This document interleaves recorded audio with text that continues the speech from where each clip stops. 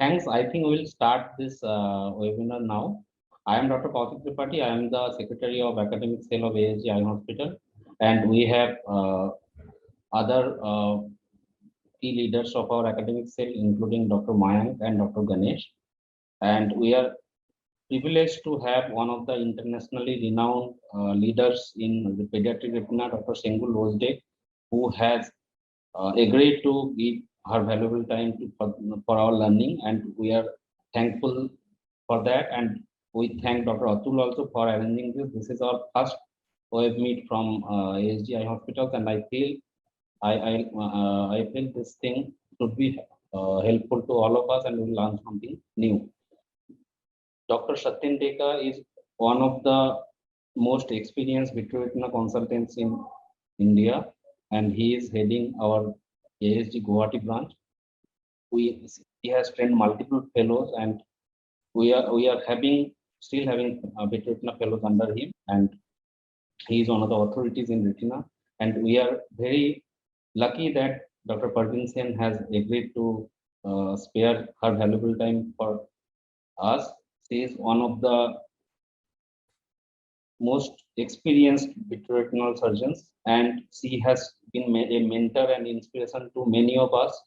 And she, above all, she is a very good human being, and all fellows with whom she has worked, they are like very, like, we also have seen her talk, and we are very thankful that we have got such knowledgeable people with us for our first webinar. And now I think we will request Dr. Sengul to please start her talk so that we can take the discussion later. And Dr. Atul Dhawan, he is one of the most knowledgeable and very humble vitreoretinal consultants who is associated with us, and it is his brainchild that, and we could coordinate to start this, to give this, to make this thing a reality, that our first webinar is happening. Thanks, Dr. Atul. Thank you for the kind introduction, and thank you for inviting me here to be with you, especially to my very good friend, Dr. Atul, and for Dr. Deka and Parveen for joining me. I will talk about the surgical tips and tricks for pediatric rhegmatogenous retinal detachment. These are my financial disclosures, nothing relevant to this talk. You know that pediatric rhegmatogenous retinal detachments are not very frequent. However, they still form like 10% of all rhegmatogenous retinal detachments. But the important thing is that they are almost 1/4 are bilateral, so prophylaxis for the fellow eye is very crucial for these cases, pediatric cases. They are usually discovered late, they become chronic, and they usually apply with chronic retinal detachments with very high PVR rate, and recurrences are common because of these problems. Trauma is still the leading cause of the pediatric retinal detachments, 40%, but we have non-syndromic pathologic myopia like prematurity, very, very important, and also some syndromic genetic diseases like Marfan syndrome, Stigler-Wagner, congenital X-linked retinoschisis, or some developmental abnormalities like choroidal coloboma, and some previous ocular surgeries also prone to rhegmatogenous retinal detachment like congenital cataract, glaucoma surgeries, and vitrectomy. Also, they are also prone to develop detachment. So there are some differences from adult surgery. First of all, anatomical success rate with single surgery is much less, like 50%, and with multiple surgeries, it's like 70 to 80%. And functional success is also limited by amblyopia, especially in amblyogenic ages. And we know that better results could be obtained with scleral buckling alone or scleral buckling plus vitrectomy as compared to vitrectomy alone, also different from the adult cases. So I will share some of my cases one by one and discuss from those cases. So this was a 12-year-old female with Stickler syndrome, and she had degenerative myopia. She's phakic with bilateral rhegmatogenous retinal detachment with subretinal bands in both eyes.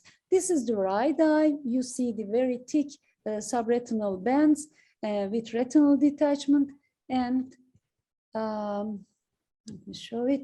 And this is the other eye, the left eye, which is more recent, but still, even this eye had some subretinal fibrosis, subretinal bands. So, what is the surgical option for this case? I would say scleral buckling for both of eyes.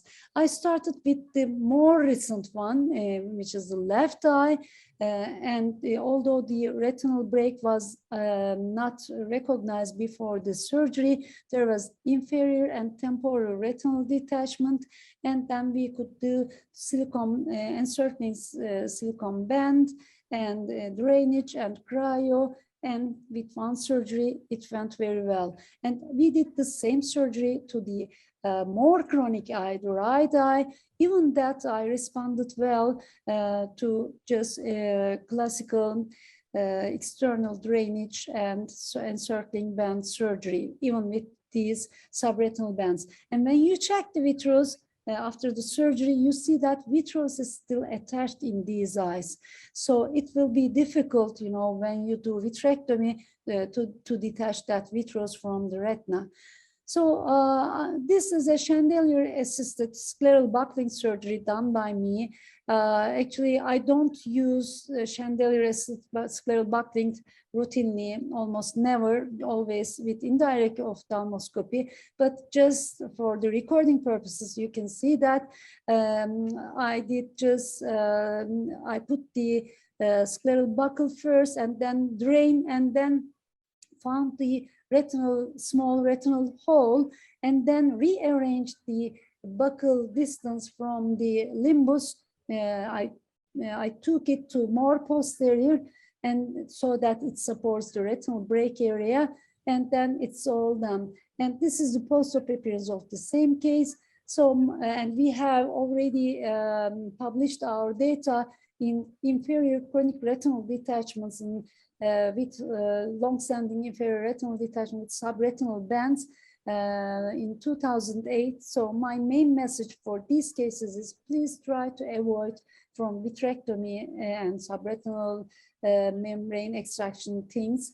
Just prefer scleral buckling if possible in young phakic children with rhegmatogenous retinal detachment. So that's my main message for these cases. So when vitrectomy is needed, we should be prepared for very hard times, as in this case. This was a 5-year-old Stickler case with bilateral recurrent retinal detachment. She came to me, was brought to me with, in the left eye, there was a previous prophylactic laser photocoagulation. It was followed by rhegmatogenous retinal detachment. Then an encircling band was done and with redetachment. As you see, there was a very giant retinal detachment, retinal break in the periphery, but I couldn't, you know, this was one of my nightmares, I should say.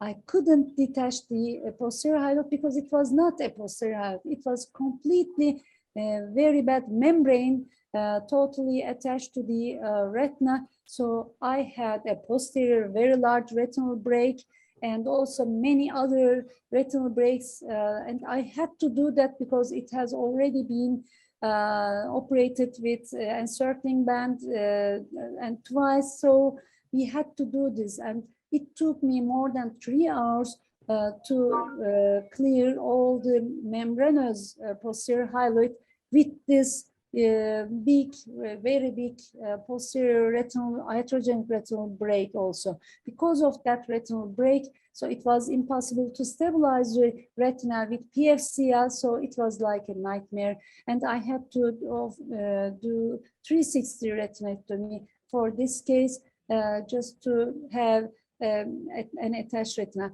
This was 2 years post-op. Vision was not too bad, but silicone oil could be removed and vision was 0.05. And the fellow eye was also detached, recurrent retinal detachment. At the same time, we operated again with vitrectomy, but vision was just like this. So my second case is an 8-year-old Marfan syndrome case. And he was aphakic for lens subluxation and operated elsewhere. Again, he was brought to me with giant retinal break, retinal detachment. You can see that some skeletal abnormalities was present in the father, and also he was blind in both eyes because of the previous retinal detachments. So we started the surgery with vitrectomy because of the giant retinal tear. And I couldn't see the posterior hyaloid, but when I put the brilliant blue, this was just posterior hyaloid, not ILM. This is ILM, but the previous one was just a posterior hyaloid. Sometimes triamcinolone may not stain the posterior hyaloid, but brilliant blue may help. As you can see here, there was vitreoretinal, and we have to remove that vitreoretinal membrane, otherwise it will be just a failure. So this is the post-op appearance of the case. And this is another case with Down syndrome. They may have some self-destroying behavior. So this was, again, an aphakic case for congenital cataract and with closed funnel retinal detachment. The fellow eye was already lost because of an old heterogeneous retinal detachment. It was no light perception, and this was the better eye. I would not operate this eye if the fellow eye was good, but as you can see here, this is only a chance for us, and it was almost 360 retinal break, and it was a closed funnel retinal detachment, but we were lucky that we could open that funnel after 4 hours of working with the membranes, peeling membranes, and then peel the ILM and put the silicone oil. And this was the early post-op during the first month. It was quite nice, and the family was very happy. They say that he is running around by himself, but it didn't stay like that. 2 months after, there was again a PVR, and we had to do a reoperation and another operation. Now he has attached retina, but with some hypotonia, so I couldn't take the silicone oil out. So the prognosis is not so good in such eyes, as you can guess. This was another total retinal detachment, inferior temporal retinal dialysis cases, total retinal detachment. We put encircling scleral buckle with a large local implant to the inferior scleral, dialysis area. It supported the retina well. First of all, it was quite going very well. But then again, recurrent retinal detachment occurred, as you can see here, because of the fibrosis of the dialysis area. Then we had to do vitrectomy, and we have given some steroids for 6 weeks, oral steroids. And this is post-vitrectomy. Vision was 0.05. As you can see, there were some peripheric fibrosis in the 360 peripheral. Retinotomy has to be done, but stayed attached like that. Congenital extant retinoschisis related heterogeneous retinal detachment is another issue. As you know, this was a 10-year-old boy who had retinoschisis in the fellow eye, but retinal detachment in this eye. I couldn't find the retinal break area at the beginning, but there was retinal detachment in the inferior temporal retina, and you can see some bands, vitreous veils in the retina. So this was the all CTs of the both eyes before the surgery. So I put scleral buckle and also did vitrectomy, as you can see here. If I could find the retinal break before the surgery, I would try just scleral buckling surgery even in this eye.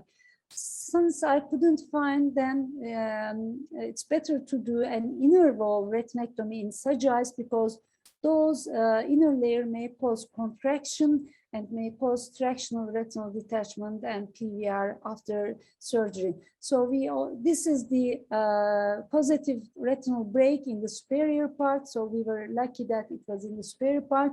After doing all the inner layer retinectomy, silicone oil was used, and this is the inner layer retinotomy borders lasered and retinal state attached after silicone oil removal. This was the post-op appearance. So inner layer retinectomy is a must, I guess, when you do a vitrectomy for congenital extreme retinoschisis related retinoschisis retinal detachments.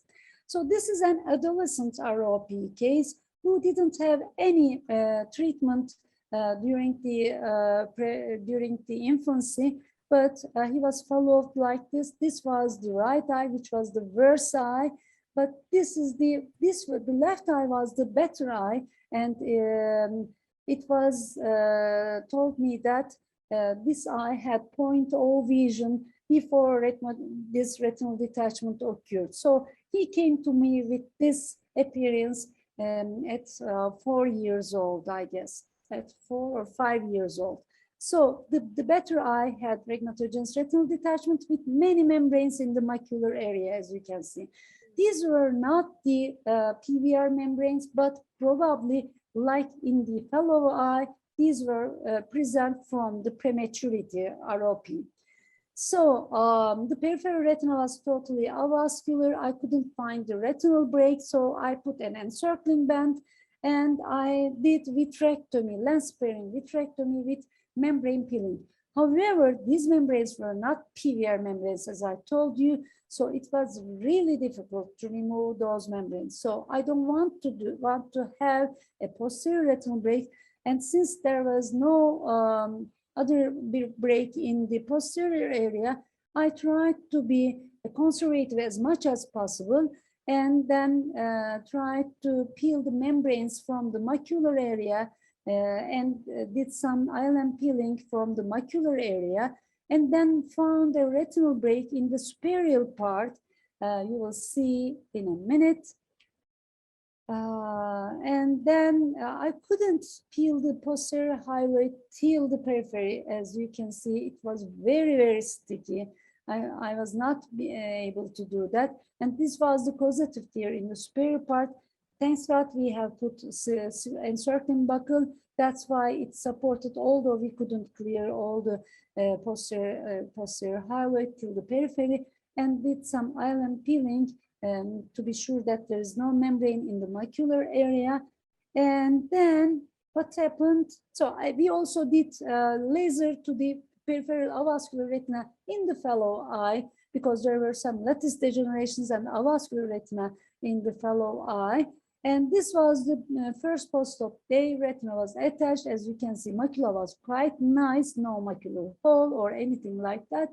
And this is the first post-op month. Retina looks fine, but when we check the ultrasonography after 1 month, you see there is a macular hole there. So that was very unexpected actually, but since we have some residual membranes, those membranes may contract and it may cause a secondary macular hole, which was not present before or during the surgery. And even some of the silicone oil has just entered the subretinal area. So this was the second surgery, which I planned it with human amniotic membrane graft to the macular hole area, but I cannot be conservative after this point. We have to take all the fibrotic membranes out at this stage, and we had to do large retinectomies, which I regret, I never want to do that. But in this case, since we have a tractional component which causes a new macular hole, we have to do that. And this is the amniotic membrane, human amniotic membrane. As you can see here, I put it under the macular hole. The edges were under the retina. And this is the retinotomy area. And I put again silicone oil. So what happened? This was the early period. You see the amniotic membrane stayed well, retina was attached. However, within time, again, within 2 months, again, the retina contracted and the retina was detached. And we had to do another surgery. This is the fourth surgery. The whole, I put again an amniotic membrane to that part. The hole was closed. And I had to do peripheral retinectomy to the other parts because it was just, you know, decontracted.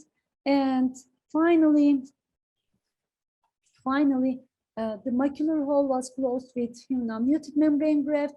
These are the retinotomy sites we could achieve after cataract removal and silicone oil removal. Retina was attached with very limited vision, but it was better than nothing, of course. So ROP is a very important topic for pediatric rheumatologic retinal detachment.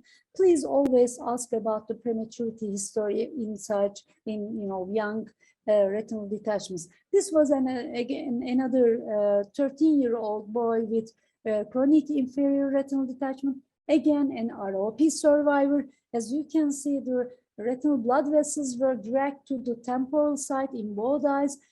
This is the better eye. This is the retinal detachment eye in the inferior temporal area. So what I did, since I have seen the retinal break, I put only scleral buckle, and it worked well for this case, scleral encircling buckle. So ophthalmos and rheumatologic retinal detachment are also very interrelated. The congenital glaucoma eyes are big eyes. They have thin retina associated with developmental abnormalities. And as a complication of glaucoma surgeries or because of this thin retina, they usually have rheumatogenic retinal detachment. That's very common. And as you see here, this was a 5-year-old boy. The fellow eye was already lost after a glaucoma surgery with expulsive choroidal hemorrhage. So this was the only eye. As you can see, this is the previous one was the positive tear. You can see the napkin ring around the optic nerve head, the fibrotic membranes around the optic nerve head area. So we have to extract those membranes and also did island peeling, and then we could have a good attached retina with silicone oil. So this was the early post-op appearance of that case. We should be ready for postoperative IOP increases in ophthalmic eyes. And you know, when a ophthalmic eye becomes soft, please check that retina may be detached. And then after you attach, you will end up with, again, high unwanted, gift for glaucoma, called high pressure. And lastly, the choroidal coloboma is very important cause of rheumatogenic retinal detachment. This was a 4-year-old girl. If you have a peripheral retinal break, you can again do scleral buckling. But if it is in the intercalating membrane, you have to do vitrectomy, silicone oil tamponade. And we can also do laser around the coloboma area to prevent recurrences, and also as a prophylactic measure to prevent retinal detachment in colobomatous eyes. So this was the post-op appearance. This was again a bilateral case with bilateral retinal detachment secondary to choroidal coloboma. So I just want to show this video to you from my friend, Dr. Rajiv Muni from Canada. Is there any role of pneumatic retinopexy? And because he is, a king of pneumatic retinopexy, and he also does pneumatic retinopexy even in pediatric eyes. So this was a video. He has written a chapter for my book in pediatric retinal surgery, which will be published at the beginning of next year. So this video was prepared for that. This was a 12-year-old boy, and he did pneumatic retinopexy. Myself, I personally myself didn't do that in pediatric cases at all, but he says that it can be done in selected pediatric cases. So my take-home messages are, here, pediatric rheumatogenic retinal detachments are usually discovered late, come with chronic retinal detachments with PVR. try to avoid vitrectomy if possible, and do scleral buckle only if possible, because vitreous is really strongly attached and it's not normal vitreoretinal relation. And PVR and recurrences are high. They may need multiple surgeries and still limited success rate. And you should use 5,000 centiliters of silicone oil when needed, because emulsification is much quicker in pediatric eyes. And when you do prophylaxis for the fellow eyes, please do 360 laser or scleral buckle prophylaxis to the fellow eye, especially in stickler Marfan cases. It may cause contraction and cause retinal detachment when you do it localized. And don't forget about taking care of amblyopia. Thank you for your patience, and I would like to thank to my dear friend Atul, and we had very nice time in Chennai when I was there. These are the very nice moments from that journey. Thank you again. So that's it. Thank you. I'm ready for the questions. Ma'am, that was an excellent talk, and I'd request your tips on retinal detachments associated with ROP, like Sorry, I couldn't get it. stage 4B or stage 5 ROP in very small infants. Mm-hmm. How do like yes, please surgical go on. for that? Surgical pulse for ROP with retinal detachment in small babies. Okay. Actually, since this talk was on rhegmatogenous retinal detachment, I didn't touch that part. But of course, for stage 4 and 5 ROP cases, we do vitrectomy for those cases, and we try to prefer stage 4A if possible, because that's the only chance for those patients with useful vision.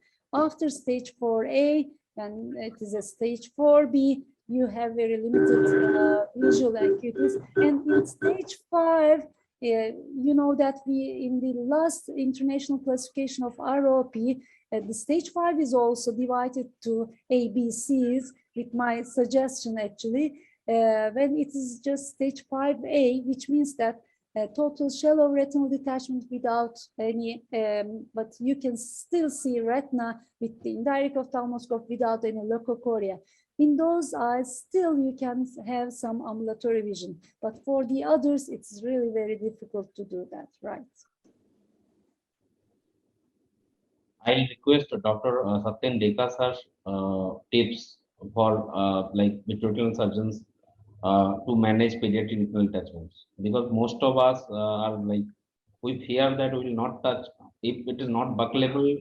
Many people do not touch the cases, and we send it to higher centers or tertiary care centers because of the fear of redetachments in cases with vitrectomy and the cases in which there is extensive PVR and breaks are not available, visible. Dr. Satyen Deka sir, please, your opinions or your tips. Thank you, Dr. Yeah, and first of all, let me thank Dr. Sengul for this wonderful talk on pediatric rhegmatogenous retinal detachment. Itself, it's a very tough subject. Few things that I just want to share. First of all, let us see that in these cases, doing vitrectomy is really tough, because the posterior vitreous detachment itself is the challenging stage. So as Dr. Sengul has rightly pointed out, whenever there is a scope, we have to go for scleral buckle in these cases. Even in ROP stage 4A, if it's not coming to the posterior pole, better to go for scleral buckle, and if necessary, we'll remove the buckle subsequently. But that will be the first choice. But when we go for surgery, vitrectomy surgery in these cases, in all these pediatric cases, few concerns that because these eyes are small eyes, and comparative the lens, the crystalline lens is bigger in comparison to the eye. So there is every possibility that we injure the lens. So that has to be taken care of, and we have to be very much careful when we do the surgery, mostly beyond the equator, and we have to sense the hand so that we do not cross beyond the equator or to the opposite side. So these particular few points we have to keep in mind. And till we cannot remove the vitreous from the posterior hyaloid, we are not going to the second step. I think everybody has seen this Takashi's Castle. This is a game where there are different hurdles, no? So first hurdle in pediatric retinal detachment is that removing the posterior hyaloid. If you are not sure, you stain with this your trichot, triamcinolone acetonide, but you must be sure that you are removing, at least you have started removing the posterior hyaloid, because this is the most important and first step. And many people feel that this is very tough, and so they stop doing pediatric retinal detachment surgery. And today we have seen many cases, many complicated cases shown by Dr. Sengul. Thank you, madam, again. And I think this will encourage all of our surgeons to go ahead with the pediatric retinal detachment surgeries. Another important point we have to keep in mind, the scleral rigidity. It is not like the adult cases. So overall, doing vitrectomy, if necessary, we will go for the bimanual also. And as Dr. Kaushik asked the question in stage 5, yes, my practical experience in many stage 5 cases surgery, though vision, we cannot give a better vision, but if we can open the this tunnel, no, the membranes, if you can remove and keep the retina mobile, that is the end of the surgery. And with time, because we don't try to settle the retina at that point, we just try to remove all the membranes whatever possible, and if necessary, even we sacrifice the lens. So this is a situation where stage 5 ROP comes. But in other cases, whatever madam has shown, she has shown nicely all these cases, and I agree definitely. And if we get the tips what she has given, many of our surgeons will start doing pediatric retinal detachment cases also. Thank you, Kaushik. Thank you, Dr. Sengul. I think Parveen is there to give some more tips. Hi, Parveen. Hello, Yes, sir. ma'am. Nice Parveen, meeting ma'am, please, your tips, please. Yeah, I Hello. think Dr. Sengul has really covered a lot of whole spectrum of diseases by showing her cases. So I just made a few points regarding each case. I'll share them with you. First is very rightfully, she has started and finished with the fact that belt buckle is encirclage is most important in pediatric retina. So we all do that. And second, thanks Dr. Sengul for sharing the extensive subretinal bands that we can see in pediatric retina eyes. So little bit on that, because the vitreous is stuck onto the retina and you mostly don't have a posterior vitreous detachment. That is why whatever PVR you see, it's actually usually subretinal, because the RP doesn't get exposure to the vitreous cavity because of the vitreous being stuck. So most often than not, you will have subretinal bands. But as she mentioned very rightly, it does not always mean that you have to jump into do vitrectomy and remove the subretinal gliosis. You can very well manage some of these cases very well with scleral buckling as well. The second one, a very challenging case, as Dr. Sengul showed, was a giant retinal tear with no posterior vitreous detachment. And she very rightly said that this can be really challenging and very difficult. You can land up with posterior breaks, which she has managed very well. But if you land up with the posterior break and still not have a posterior vitreous detachment, then you cannot go to the next level, as Dr. Satyen Deka mentioned. Then you really are in a very difficult situation, and sometimes you may not be able to salvage these eyes. And next is that important thing, as Dr. Sengul also showed in her cases, almost 70 to 80% of these pediatric retinal detachments will have an underlying systemic association of some problem or the other. So that must be taken into consideration, and management for that is very important. The falciform folds, FEVR with falciform fold or ROP with falciform fold are one of the toughest of cases. Even if you don't have an obvious falciform fold, if you have the V shape of the retinal vessels, that itself is enough to tell you that that area is an area of intrinsic retinal contraction, and you can have stretch macular holes in that area, like Dr. Ozdek showed in her cases in the post-operative period, even though you have reattached the retina, because that area has intrinsic retinal contraction. So the stretch macular holes in the area of the V shape and in the area of a falciform fold is definitely there. Calciform fold with RD is best managed with scleral buckling again. And I have burnt my fingers that I tried to drain in an area of retinal detachment, but that area was close to the falciform fold. But that area incarceration happens very quickly because it's a taut retina. So if you have to drain those eyes, drain away from the area of the falciform fold. Another something which very important is ROP is no more about operating babies. ROP, these children are now growing older and older, and we are going to have various levels of problems. History of prematurity will warn you that this vitrectomy can be very difficult. Once ROP, always ROP. That vitreous will always be vascular.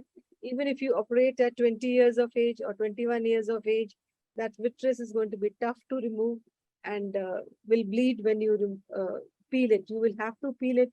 I've recently done a couple of cases who have come post laser at 11 or 12 years of age with proliferation of the hyaloid on the posterior pole without any regmatogenous component.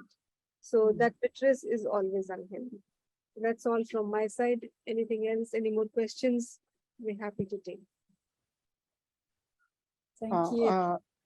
Dr. Sengul, in first case of stickler, the first case you have shown, you are not able to find out the break.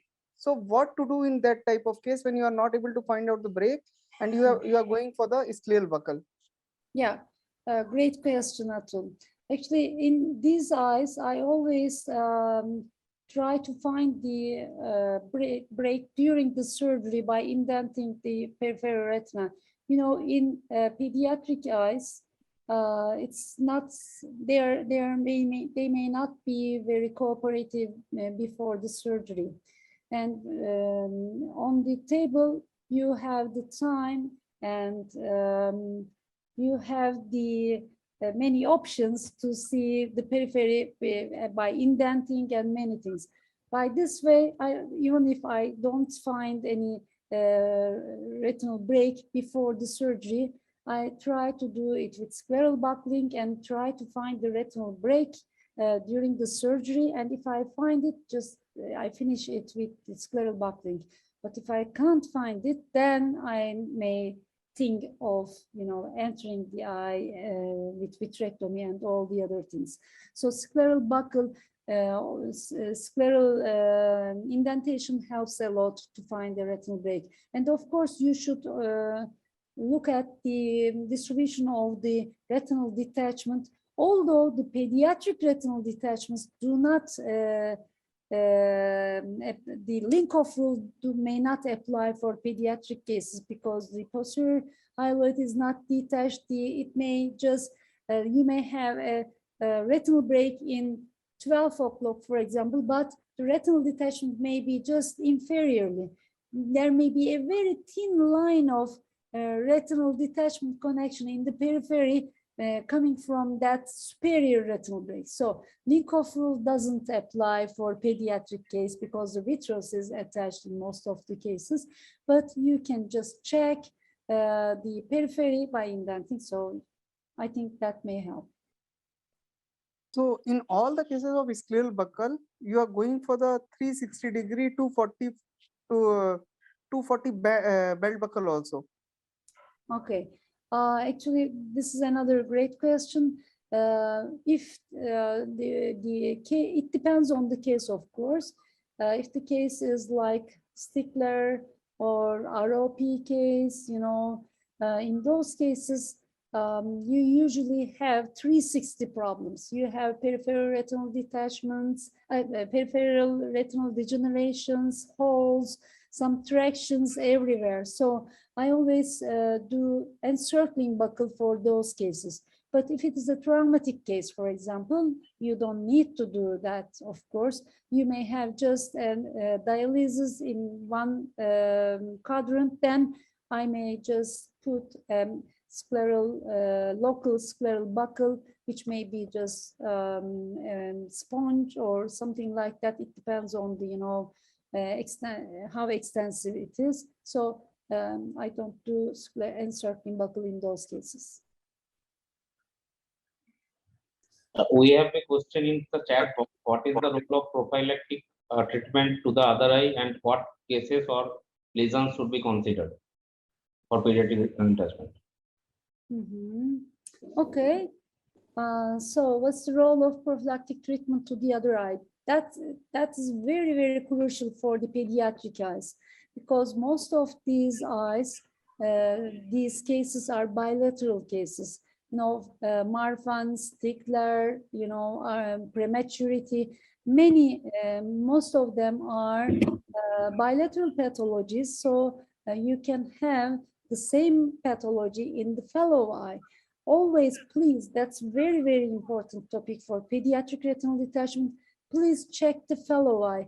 And when you have a patient, children, when you have a child with retinal detachment on the table, please check the fellow eye when he was under general anesthesia by indenting the periphery, even if there is no problem in the fellow eye. I always do that. That's my routine. So we have to do that. And when you see many extensive lattice degenerations, vitreoretinal tractions, anything like that in the fellow eye, I always do the prophylactic laser if there's no significant vitreoretinal traction, just degenerations in the fellow eye.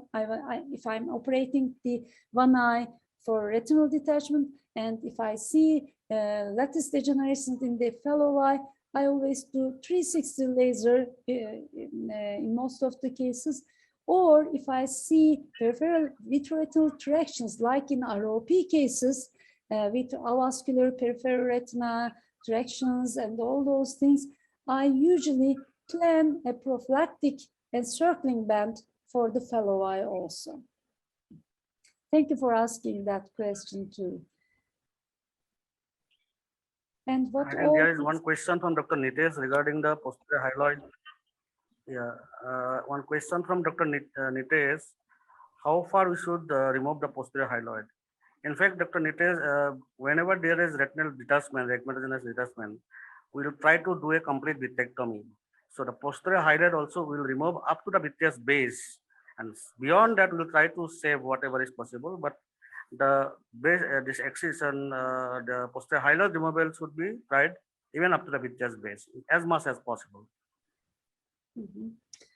Maybe I can add something to this question. It may not be possible sometimes, to peel the posterior hyaloid till the most periphery. Then it's a must to put an encircling band together with vitrectomy to support the vitreous space in those cases, especially in those cases.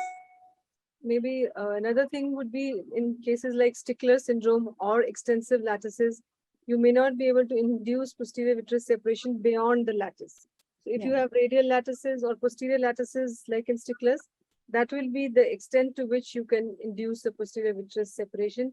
If you try beyond it, you may end up actually causing large breaks. So you may have to support that whole area of lattices with the buffer. Right. Dr. Parveen ma'am, most of the time I have seen in Stickler syndrome, the lattices are very radial and they are going quite posterior. So sometimes they are going posterior to equator also. So what is the extent? Means the last posterior extent of the lattice, we have to stop the PVD induction. Yes. So most of the times, and it will be irregular. In areas where the lattices are anterior, you will be able to induce posterior vitreous detachment to that extent. In the areas where the lattice is posterior, you will be able to induce vitreous detachment only to that extent. But what you can sometimes do is you can isolate that area of vitreous around the lattice. So sometimes if you have a very posterior lattice, anterior to it, you may still be able to separate the posterior the vitreous. So if you are able to do it, you can do that and isolate that area of adherent vitreous onto the lattice. But if you can't do it, then ideally speaking, you have to have a large area of laser barrage which covers the posterior extent to which you were able to induce the PVD. Because that again is the area where you can have edge tears in the post-operative period as well. So some laser support can also be added to the posterior lattice which you are left without inducing PVD on it. Again, maybe to the Yeah, question. and also I've seen some surgeons doing when this periphery surgery is difficult, beyond going to 40, when you can put a 276 buckle. That is also done by few surgeons that I have seen, senior surgeons. So even 276 buckle also can be done. That will give a broader area of your support. Or you can put a Dr. posterior Sengul, anchor clutch. Okay. no, the anterior part. I would just add the extent of posterior hyaloid detachment for pediatric vitrectomy. When we think about, for example, acute ROP cases, not the rheumatologists, but the tractional cases, you don't have to detach the posterior hyaloid at all. But what I do is I always try, I give a try. If it is easy to detach from the posterior pole, I usually do it, because when you can do the posterior hyaloid removal, it will prevent the future secondary posterior hyaloidal contractions, as Dr. Parveen told us just a few minutes ago. And also, it also prevents, when you have a postoperative vitreous hemorrhage, for example, a little vitreous hemorrhage, when you have a posterior hyaloid in place, it attaches to that posterior hyaloid and makes it much thicker and more contractile.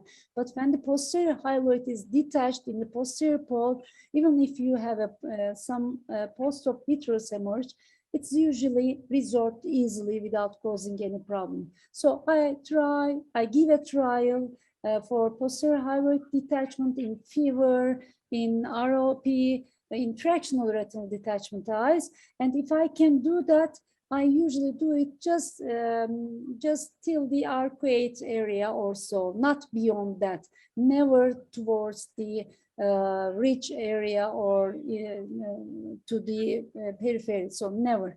If I do it, if I can, if I do it, and if I do it just till the equator area, at most. Parveen ma'am was saying something. Parveen ma'am? Yeah, I agree with Dr. Sengul that when you do induce, even in ROP, if you are able to induce a posterior, small area of posterior vitreous detachment, it helps. But when you have adherent vitreous, as I said, not to go beyond that area of trough, which again will be area of adherent vitreous, or beyond the lattices in cases of Stickler syndrome. That will be the edge where you'll be able to induce. You may not be able to go beyond it. Beyond it, you debulk, you shave, reduce as much of peripheral vitreous as possible, even without inducing PVD. One more question, Dr. And, Sengul. one suggestion to all the patients, one suggestion that I say that until your vitrectomy is not complete, some people have a habit of putting the silicone oil, not sure about how much vitrectomy has been done. So this practice would not be done. You have to be very sure about your removing the vitreous. So it's not a case like that. You just half-hearted vitrectomy, then you put the silicone oil. That habit happens sometime. So this has to be avoided. And one important challenging situation is that coloboma related RD cases.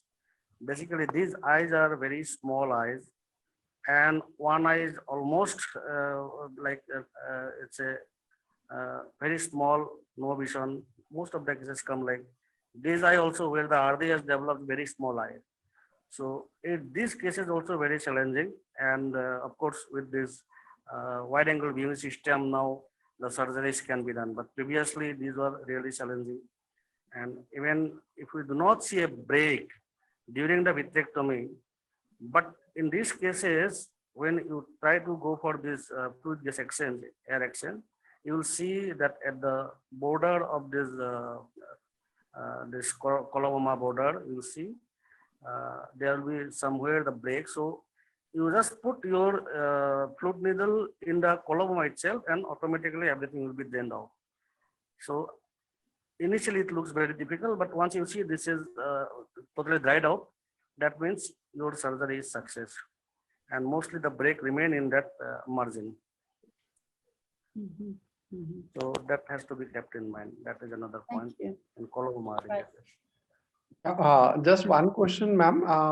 Where will you make ports in such cases? Smaller eyes, adult patient with coloboma, change in terms of the pars plana ports. If you are asking me, yeah, if it is microphthalmic eye, as you told me, not all the coloboma eyes are always microphthalmic, but microphthalmia is very common in these eyes, I should say first. And what I do is that I always check the pars plana area before I enter in all the pediatric eyes, especially in PFV cases, for example. The peripheral retinal elongations and pathologies are very common. And I always, in such eyes, in coloboma eyes, PFV is also very common, you know. And I always check the periphery before the surgery, where to enter and try to see if the pars plana is developed or not. So depending on that, I enter the eye. But when they are, you know, small babies, I check I have a table for that, but I always try to be shorter than routine in such eyes, but I always check with indirect ophthalmoscope first. If I can add a point there, Dr. Sengul has very rightly mentioned examination under anesthesia to look for pars plana is and plan your sight of sclerotomies is very important, because you cannot always do what you do in adults. The same thing may not apply in, and each pediatric case may be different, especially in coloboma eyes. You know, though the cornea is small, the pars plana is not small. The rest of the eye is not small.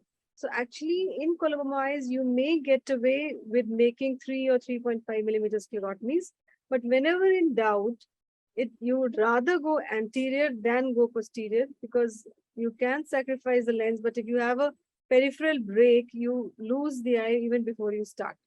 So, but in coloboma eyes in general, the pars plana actually may be longer than you will have it in a normal eye.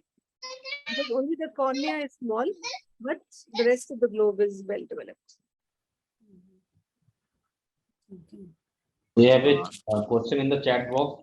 The role of ILM peeling in pediatric retinal detachments. Actually, if it is just a regular rheumatogenic retinal detachment, like in trauma or in maybe non-syndromic pathologies, if I have a significant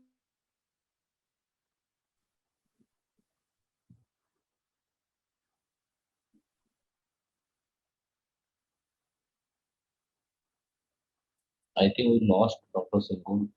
Okay, I'll just take over while we get her back. So in ILM peeling, you may not need in all cases, like Dr. Sengul was saying, that if it is a relatively fresh RD, or you have been able to induce a good PVD, or it's a trauma, means that there is no underlying real pathology, then you need not do ILM peeling in all cases. In fact, I believe that even in adults, you don't need to do ILM peeling in every case. But if you have early PVR, or like 1 or 2 cases Dr. Sengul showed, which were really brilliant, is that she has used brilliant blue to stain the posterior hyaloid. So sometimes the tricot may not give you that staining. Brilliant blue not only stains the posterior hyaloid, it kind of loosens it a little bit also. And in that case, if you try to remove the ILM and the posterior hyaloid gets very neatly removed. And removal of ILM makes sure that there is no posterior hyaloid remaining. That is one major advantage of doing an ILM peeling in pediatric eyes, but make sure you don't have any iatrogenic issues. That's all. But brilliant blue can sometimes loosen the posterior hyaloid also. And that is one trick you can use to induce complete posterior detachments. We have many senior vitreoretinal consultants all over the India. I request if they have any tip for us young vitreoretinal surgeons for pediatric retinal detachments. Dr. Parveen Sen, ma'am, take one situation, a kid is coming 3 or 4 year age, and for the RD, you have gone for the buccal plus insert class 240. What are the indication to cut the insert class, and when will you cut the insert class? Usually, most of the times we take the children for buccal BB removal only if I am doing it before 1 year of age. And the reason for this is that the eyeball is growing at that stage. If you look at the growth of the eyeball, actually, the maximum growth actually happens up to 1 to 2 years. Between 2 to 5 years, you may have just 1 millimeter or 2 millimeter more growth, unless it is a pathological myopia you're looking at. So in that case, your encerclage, you may not always need to remove at beyond 3 to 4 years of age. You may not always need to remove. But if it is causing a constriction, which you can see on a follow-up, or it is causing high myopia, as you see on a follow-up, or hyperopia, then you can take a call and remove the encerclage at least. But it is not always necessary, it's not rule of thumb. But if I'm doing an encerclage for a 4B detachment in ROP at 3 months or 4 months, then definitely by 1 year of age, it should be removed, because then the growth is almost 3 to 4 millimeter. So that is quite a bit, and that growth somehow happens more anteriorly than posteriorly and results in posterior migration of the BB. In one of the cases I had, when the child was lost to follow up, the belt buckle was seen right next to the optic disc. So that has to be avoided, which becomes very difficult to remove then. So one of the cases I had a child who developed a rhegmatogenous RD after having undergone BB for ROP. And this child was now 10 years and he had not undergone the BB removal. So I had to remove the BB because it was not doing anything lying next to the disc. And the peripheral base has to be supported because now it is a reg RD. So vitreous PVD has to be induced. So I had to take up under GA, remove the BB from posterior area next to the disc, then put another encerclage at the aura, and then take up for vitrectomy. So it becomes difficult.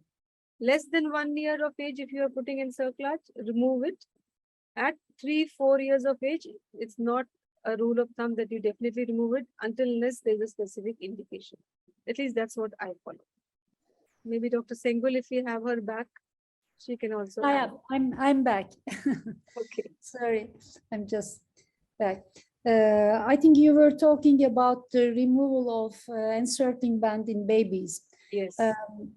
Yeah, sometimes we need to put some encircling band, rarely, but when I do that, I usually remove it 6 months after. In eyes, in children under 2 years age, I always remove it like after 6 months or so. But after 3 years of age, as I totally agree with you, after 3 years of age, it's not so mandatory. It may even stay in its position after 3 years age when you put it after 3 years age. I agree. And there's another question, I guess, here. If we prefer 360 laser or only to laser during vitrectomy, I don't do 360 laser in vitrectomies. I do 360 laser if I do it by indirect ophthalmoscope laser for very extensive retinal degenerations in like sticklers or all those kinds of cases. But for vitrectomy, I do laser only to the retinal break area. I don't know what you do, Parveen and Dr. Satyen Deka.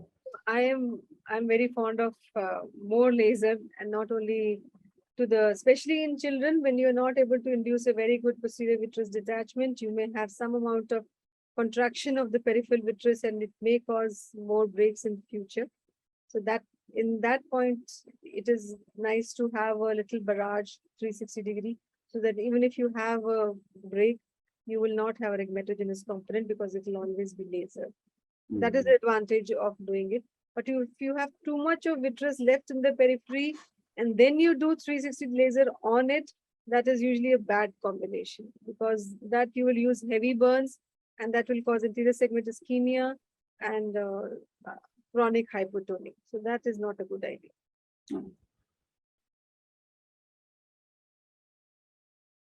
Laser for itofunal colobomas, like type 1 itofunal colobomas. What should we do?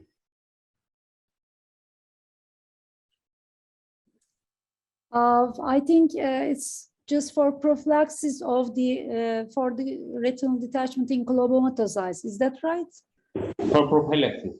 Yeah, okay. So if the coloboma is in an isolated area, if it doesn't disturb any, if it is not involving the macula or very close to macula, I do prophylactic laser to coloboma eyes, because almost 40% of choroidal coloboma cases experience retinal detachment. So in Dr. Subhadra Jalali's paper, as far as I remember, her group has published a paper on that, and it's very effective on preventing retinal detachment. So that's why I always do laser if it's an isolated one. If it involves the macular area or very close to macular area, I can do laser, but I usually spare that area, but the other parts I do only to the other parts.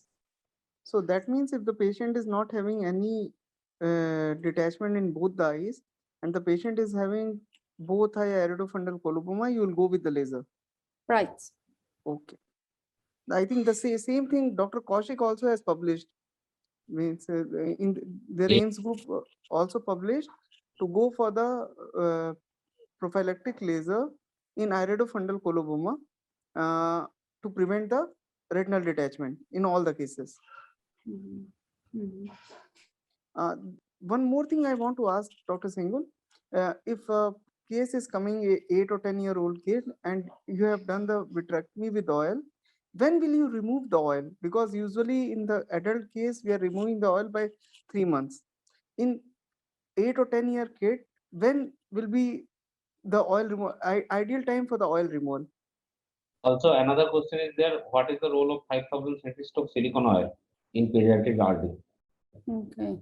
So, Atul, I couldn't get it. You're asking about standard rhegmatogenous retinal detachment, like traumatic case or in children? No, any pediatric 8 or 10-year kid who's coming and you have done the vitrectomy with the belt buckle and you have put the oil. And Okay. so when to remove oil? Yes. Okay. So we can also combine with the 5,000 centistock silicone oil, because in pediatric eye silicone oil emulsification is much quicker. Probably because of their, they're more, they're moving very quickly. Probably because of that, emulsification occurs much easier and earlier in pediatric cases. So I always prefer 5,000 centistock silicone oil in pediatric cases. And when you put 5,000, emulsification is not a big problem, and I usually take it out like as in adult cases, like in 3 months. So I agree to that. I think before you have emulsification, the oil should be out, whether in pediatric or adult, especially in pediatric, because you don't want secondary glaucoma. There are steroid responders as well. So that has to be really taken care of. Intraocular pressure monitoring is very important. And a lot of these are having underlying systemic issues, have some kind of dysgenesis of the angle also. So very high rate of secondary glaucoma in pediatric retinal detachments. So emulsification oil is a very useful tool, but you should not let any complication because of oil happen. That's the technique I always give to my students as well. Use it, but do not cause any associated issues. So before emulsification, oil should be out. Basically, children also can have band-shaped keratopathy if there is aphakia, very commonly seen if the oil is left for long. I think there is another question: how long can we wait for surgical intervention in case of double penetrating injury, incarceration in the exit wound? That my routine preference is for the penetrating injuries is between like 5 to 10 days. Is the best time for me to do the second surgery. But for if there is an exit wound and if there is, if I'm anxious about the exit wound, which may cause leakage during the surgery, then I may wait like at least 5 days more, at most 15 days, I should say. If I feel that there may be a leakage from the exit wound. Otherwise, I wouldn't wait. I would say, just to add to it, in children, in adults, double penetration has a risk of extreme proliferation. And in children, it will be 10 times. So that is we have to worry about. That definitely 5 to 10 days, that is the window which we have ideally, because before that, the corneal haze, the vitreous, the PVD induction, all those issues will be there.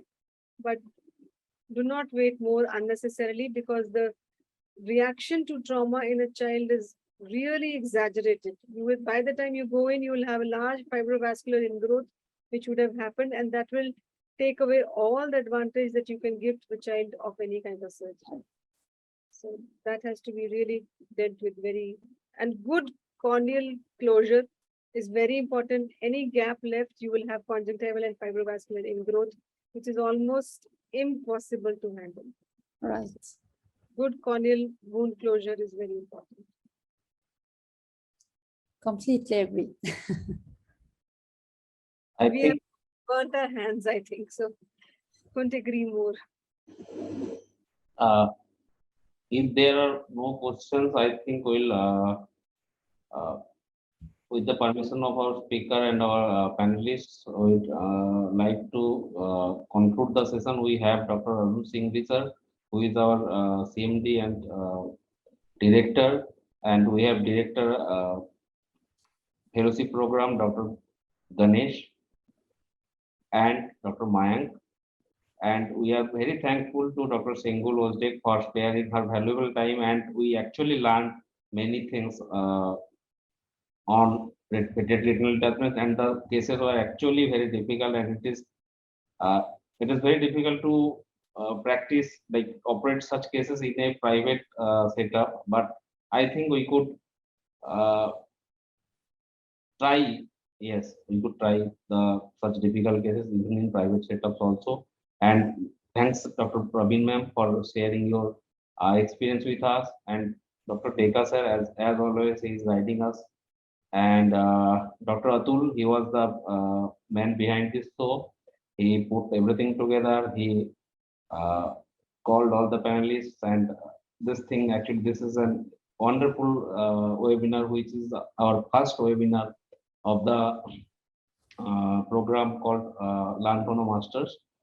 And I think Dr. Ganesh, do you want to?